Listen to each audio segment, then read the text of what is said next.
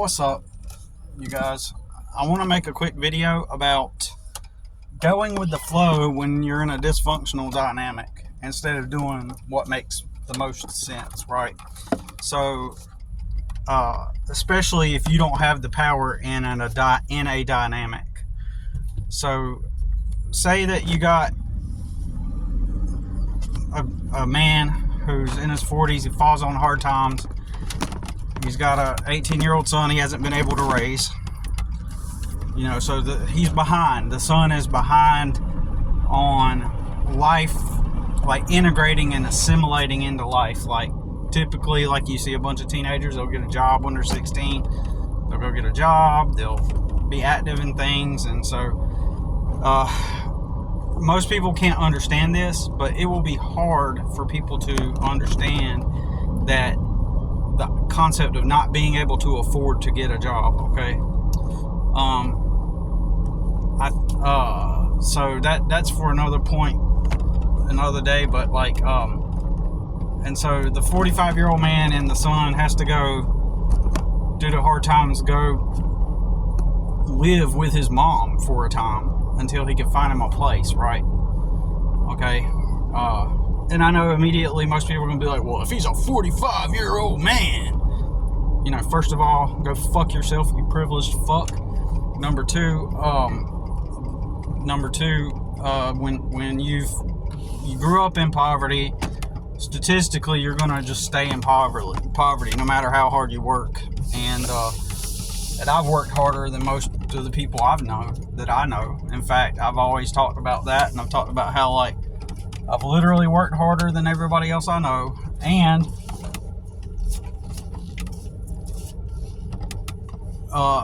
most everybody has stability, not because they worked hard. And how do you know, someone recently asked, like, how do you, I was talking about this very topic, like you being the most hardworking and have the least money, and everybody else around you doesn't work, yet they have more money and more resources, and they have more power in that social dynamic. They work the least, they don't contribute to society, they don't have jobs, they never have, and yet they've got more money, and then they have more power. This person asked me, well, how is that? How can that be if you work harder? And so I said, well, name any person, pick a person. And she was like, your sister. I was like, okay, that's very simple. Very simple. No matter what, wherever my mom moves to, she's going to provide a place for my sister, no matter what. It doesn't matter if my sister gets a job. It doesn't matter if, it doesn't matter if my sister works, gets a job. It doesn't matter if she's lazy and doesn't do anything. Like, it doesn't matter. My mom's always going to provide her a place to live, and she gets to live for free wherever my mom moves to with my mom. She gets to live for free because my mom's going to cover it all, and most likely she gets some kind of disability check, because my mom even told me that she's told my sister that she needs to go ahead and sign up for her disability. And the way my mom worded it was like, as if it's just what you do. You fill out your application to go rent your home, and if you rent your apartment, go and sign up for your utilities to pay your bills, go sign up for your disability. It's just a normal part of life. Everybody wake up every day, go to work, go sign up for your disability, stuff like that. You know what I'm saying? What I'm trying to say is that's just a normal part of life. Like you would wake up every day and take care of your responsibilities and check off the box of things that you need to get done. Like, my mom is going to check off, like, sign up for your disabilities as if it's just a normal part of your day, right? You just sign up for your disabilities, so So I'm pretty sure my sister is on disability, some kind of mental thing.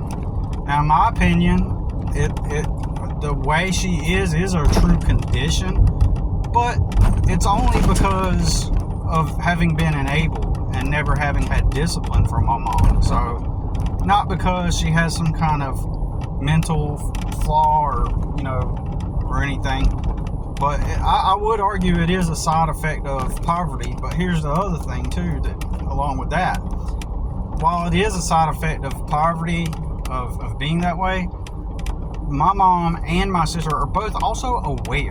And so what I mean by that, they are aware of the reality that people work.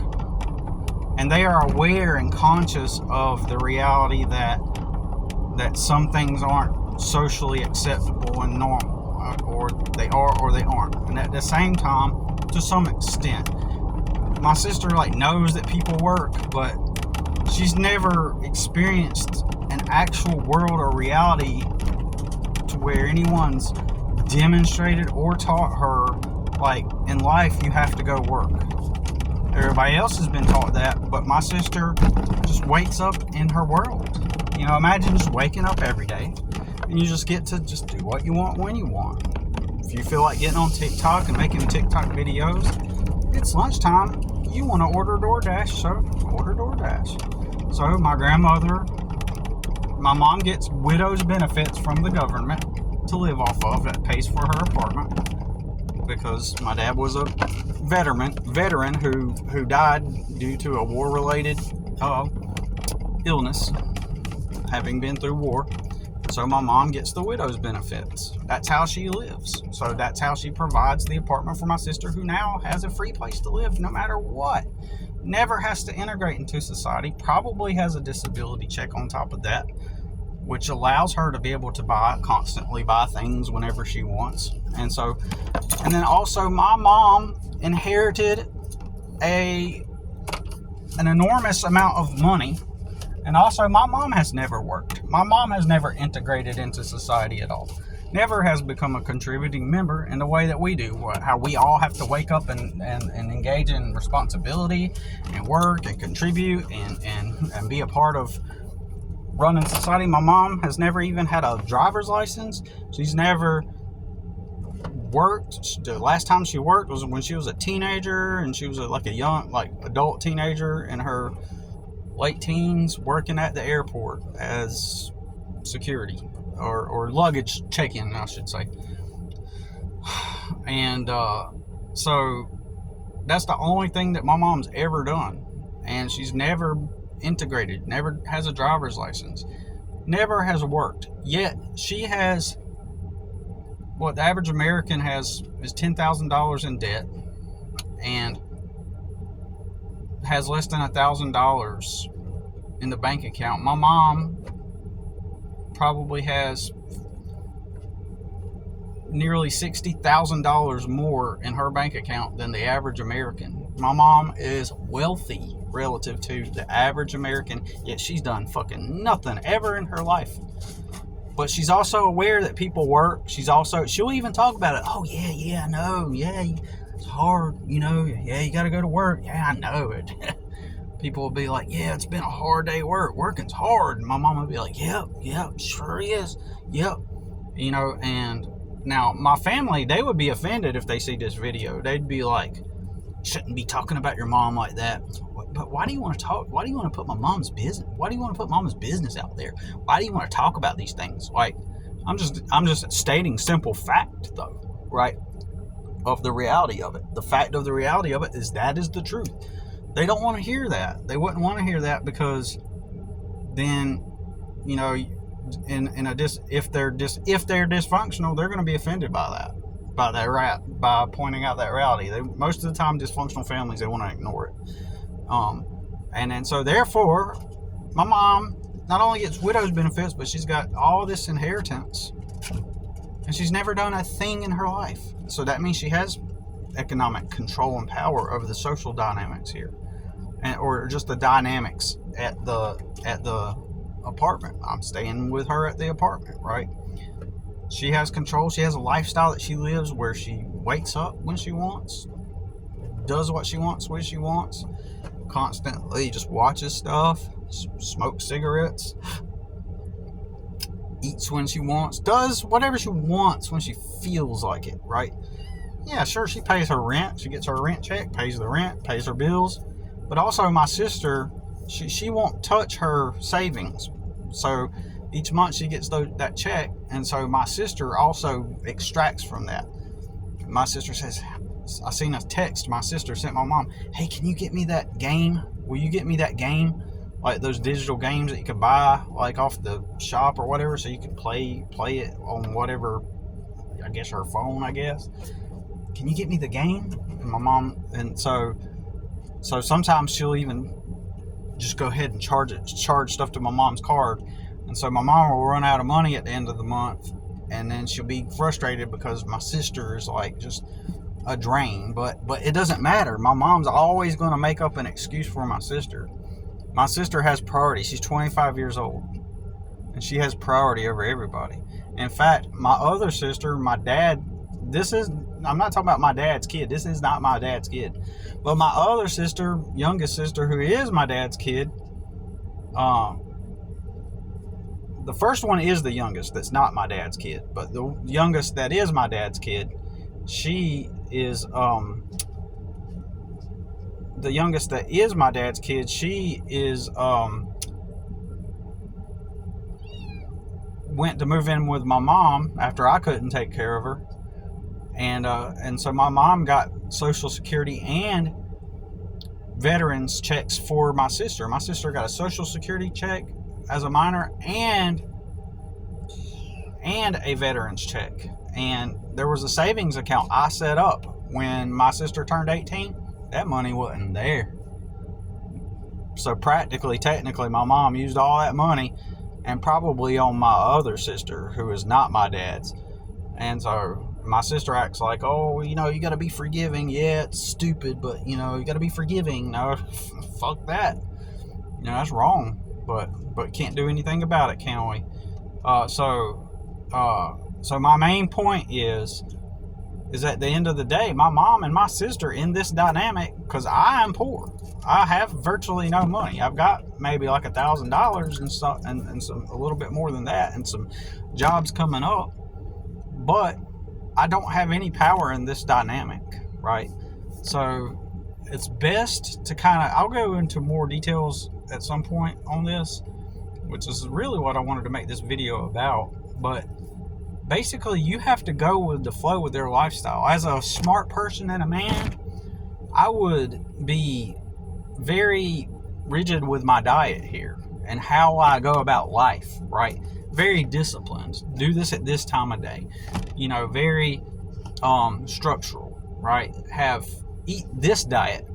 And I'm not talking about eating for pleasure, which that's what my mom and my sister do. They only eat for what feels good in a moment. What tastes good right now. It's time to eat. I'm hungry. And so they want something that's going to fulfill that satisfaction that you get when you eat something that feels good, tastes good, just and they could never live a disciplined life where, like, let's say that you have like a specific diet that you want to do for health purposes. When you're doing diet that way, you're not necessarily eating for the pleasure, you're eating for the fuel. And so I'm willing to do that. I'm willing to get certain types of food. I've done this tons of times, right? Where I eat certain types of food, and it's not great, but but it's okay. It's not great, but I'll do it just to be disciplined and to be healthy and be able to focus more at work and all this stuff. And so anyways, like what I'm saying is sometimes it's just better to go along with their routine to some extent, even though it doesn't make logical sense. There's ways that we could save money and stuff. There's ways that we could and that's just an example. Like, I can't think of a really good example, because technically I could just go out and buy a bunch of food and say, this is my food, right? But it's better to just kind of, when you're in a dynamic where they have the control over you, and put this in perspective, my mom will get easily offended if you point out any flaws in how my sister acts, right? Even if it's bad. Like, she'll go, ugh, she'll be like, she'll have to mutter something under her breath, and she knows she has the power in the dynamic. She's got more money than everybody else and more leverage, and you know, so I don't know how to explain it. You kind of have to go with the flow of how she's doing things. Now, I'm still like, I'll get up, I'll go to work when I want, you know, but I'll leave when I want, and here's an example, like, because some people might misinterpret this and make it sound like, oh, well, you just do whatever she wants. No, it's not what I'm saying. Just like the other day, here's the thing that happened. Like, there's this underlying understanding in place where it's not even an understanding. It's just this, because you got to think, my mother, she does what she wants when she wants. There's no structure. It's always just doing what you want when you want, right? And so I work all day. And remember, she has no concept of what actually getting up and working every day is. She has no concept of being a responsible adult that has to work. She has no concept of that. So in her mind, after I've worked in the hot sun all day and landscaping and stuff, and while she sits around all day watching TV and DVD player and all that stuff and just doing whatever she wants when she wants, instead of planning out her day and planning a meal, planning dinner out for herself, it's like nearly 8 o'clock at night, and she's like, what are we going to eat for supper? And I had 8 at 5. I was like, I already ate. So there's this sort of just expectation that I'm going to come up with the dinner plan, because she gets to sit around and do nothing all day. So she's waiting on someone to make the decision for her, because, you know, I mean, why would you make that decision if there's another adult that's going to make the decision for you and you live free? God, there's somebody here that's going to make the decision and lead the way as far as dinner. I was like, I already ate, you know, and she didn't get offended at that day, but it threw her off a little bit, because she thought that I was going to come home after, specifically that day, I was beat. And I ate when I left my job, because I knew if I went ahead and left the job and ate dinner, I could just wait an hour for the traffic to pass, so I wouldn't be stuck in traffic. So I ate out. Got a burrito, and I just sat there for about 30 minutes, and then I left. And then I got home, and I didn't say anything to anybody about dinner. And then finally, once it's after 8 o'clock p.m. and they're realizing, hey, Billy's not going to do anything for dinner. Like, wonder what we're going to eat for. Like, they were waiting on me, because they have no concept of having to get up and work and being tired as fuck. And so they're waiting on me. But my mother did complain after she ate a TV dinner. She complained about how it upset her stomach, you know. And it's like, you know, in this instance, I'm not saying she was unhappy that she was unhappy that I didn't make the meal plans, or that she had to like resort to like eating a TV dinner. But, you know, if her expectation, for example, had been, man, I wanted to go out to eat at Wendy's tonight, right? If that was her expectation, and she, in the back of her mind, she was hoping that I would just go get Wendy's or something like that, and that's what she wanted, and you know, if that had been the case, and I had already did, like, that could be like, as stupid as all this stupid shit sounds, it is really like that. And so anyways, so I'm trying to you know, at the same time, my mother has helped me in a lot of ways, and we're looking for a place. We've been looking for campers. I've been looking for places to live. I gotta go check this. There's a trailer park down the road. I'm gonna go check that out that I forgot about, actually. So I'm gonna go check it out. Probably gonna go do that later today. Go check out that trailer park and just see who owns it, and see if there's anything available there.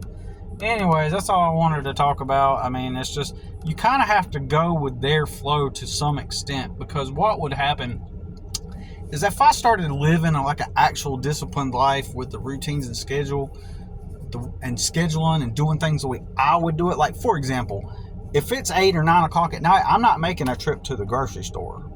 Like, if it wasn't planned out, or I know at times you have to make random trips, and that's understandable. But since they live a lifestyle of do whatever you want when you want, right, then I do kind of acclimate to that to an extent, because I found that strategically and tactically reducing friction by acclimating and assimilating partly to how they live life kind of helps ease the stress and the frustration, because, you know, let's pretend like they didn't get to live for free. That my mom and my sister didn't just have a free life where they just get to live for free, right? Let's just pretend like they didn't, and they had to actually work, right, and actually be responsible adults. They would fail miserably because they have no discipline. You know, they wouldn't be able to do. They'd be depressed. They'd be anxious. They'd be angry all the time at the fact that they have a responsibility, and they would end up failing because they would, you know, do things all sporadically all at night. They'd end up on prescription drugs to regulate their emotions and stuff, you know. And I can say that too, because most employees they're on prescriptions because they feel uneasy in their entrapment at the job.